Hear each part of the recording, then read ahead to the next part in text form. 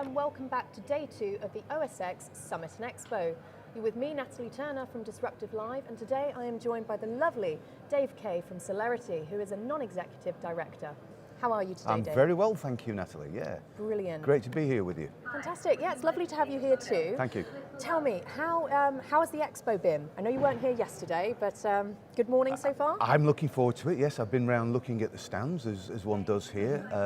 It's not really got that busy yet, but I'm expecting crowds to start flocking in. I know we've got Microsoft just up the corridor there, so maybe they've got a little bit more pull than we have here, but let's see. But you never know, they might shift over into here. Why wouldn't they? Well, exactly. This is a very interesting expo. Absolutely. So, could you tell us a little bit about you, your company, a bit about what you do? That would be a great start. Sure.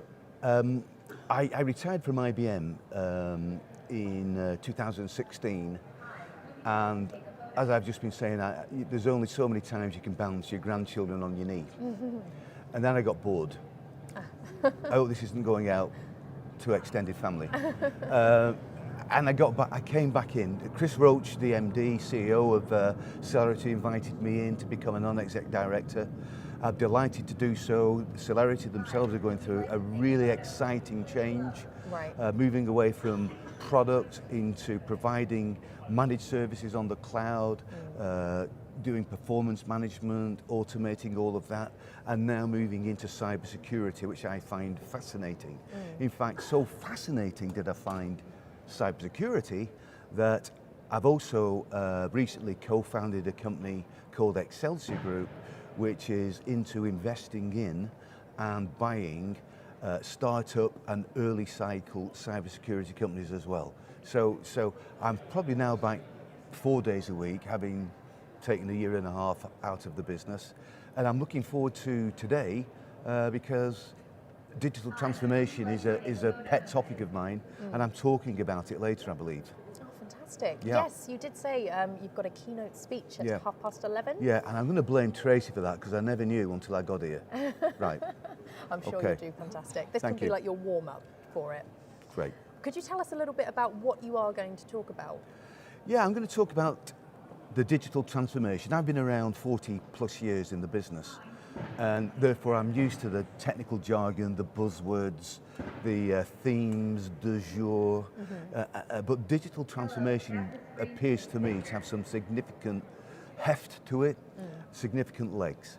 That's because most companies want to transform their business to something that can compete with the digital startups, the Ubers, the Amazons. They want to be able to engage with clients. Clients, customers want different things from their suppliers these days. They don't necessarily want to walk through the door to shop.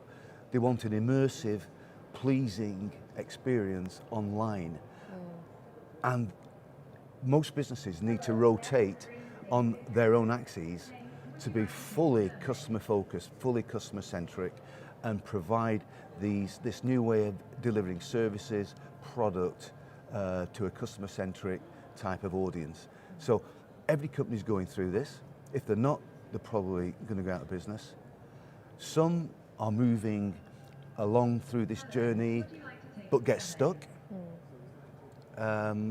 Some of them are moving very successfully, but it does require a lot of other things. At the end of the day, technology is only an enabler. It provides an organization with the opportunity to move to a digital, customer-centric, cost-effective organization. There are a lot of reasons why companies aren't able to take that and are not taking that before you even talk about technology. Wow, well, it sounds very interesting and you're incredibly knowledgeable, so I don't think you'd even need to prepare a speech, to be honest. You could just get up there now. So what are you hoping to get out of this expo? What are you hoping to achieve?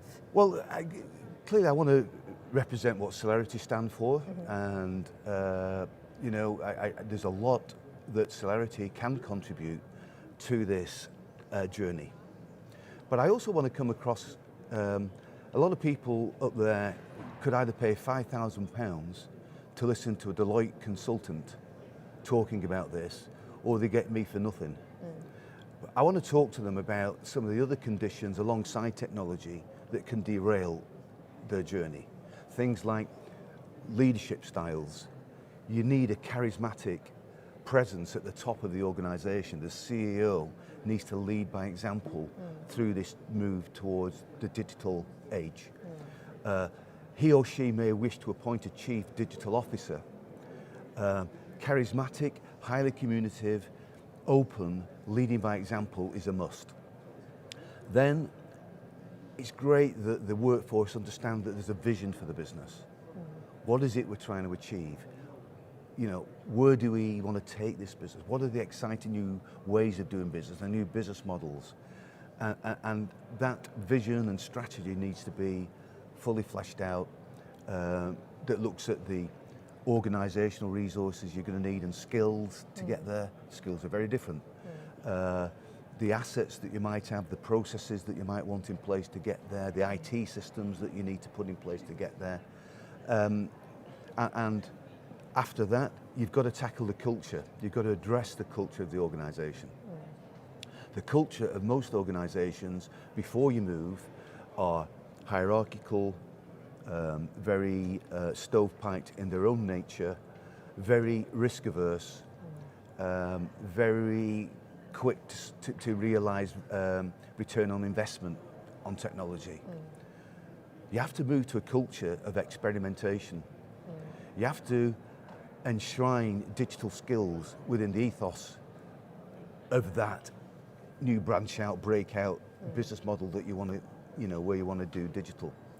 You've got to get skills. Charismatic people attract millennial skills, innovators, creators, creatives. You've got to break out of this budget, departmental budget. Well, if we're going to spend money on this, whose budget's it going to come out of? Well, you know, you can only have a bit of mine and you can only have a bit of mine, etc., etc. You can't play those games. You have to create a real funding pot. You've got to be tolerant of risk. You've got to be not, maniacally critical of failure. You've got to encourage experimentation. So the culture that you need to adopt as an organization for that breakout journey of the digital transformation is very, very important. Often, these types of journeys do fail because of workforce resistance. Right. And you know, we could go through the Kubler-Ross change curve, but genuinely, employees are frightened of losing their job. You know, all this highfalutin talk about digital technology, social technology, can be intimidating. And one of the biggest derailing factors in any digital transformation is that the employees don't want it to happen. So they stall it, they don't embrace it enthusiastically. I've always found that the most powerful strata of management in that environment is first line management. So if you can get down from the boardroom to second line management to the guys that manage 8, 12, whatever the span of control is in organizations, first line management, if you can get that tier of management enthused, and they become fantastic enablers of the whole organization to change to the right culture. So there's just some of the things that can actually, elephant traps, I'm going to call them today, right, that can get in the way of a successful digital transformation before you've even started talking about technology. Amazing. Well, you've answered my next 3 questions, which is fantastic. But we've only got a couple of minutes left. Okay. What is the future looking like? The future is looking interesting. I would say this digital transformation, one of the primary points is there is a beginning, but there's no end. Once you get to where you want to get to, you have to look around at new ways of innovating and sharpening.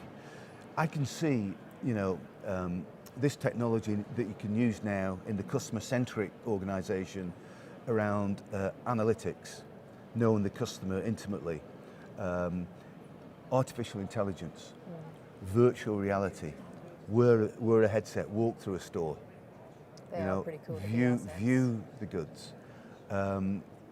IDC call all this technology, they call it innovation accelerators.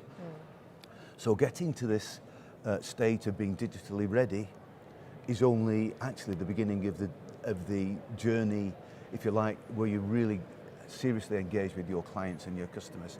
So I think the future is exciting and it's disruptive, you know, and it's great being on Disruptive Live because really I think the watchword of this journey is the disruptive nature that companies now need to, the behaviour they need to demonstrate in the market to be successful. So future is really exciting. Brilliant. Well, look, thank you so much. Couldn't agree more with you. Thank you. Thank you so much for coming Thank you. on Nice to meet you. Disruptive Live. Yes, lovely to meet you too. Great. As I said, that is all we have time for. However, please don't go away. We will be back after a very short break with our next exciting guest. See you soon.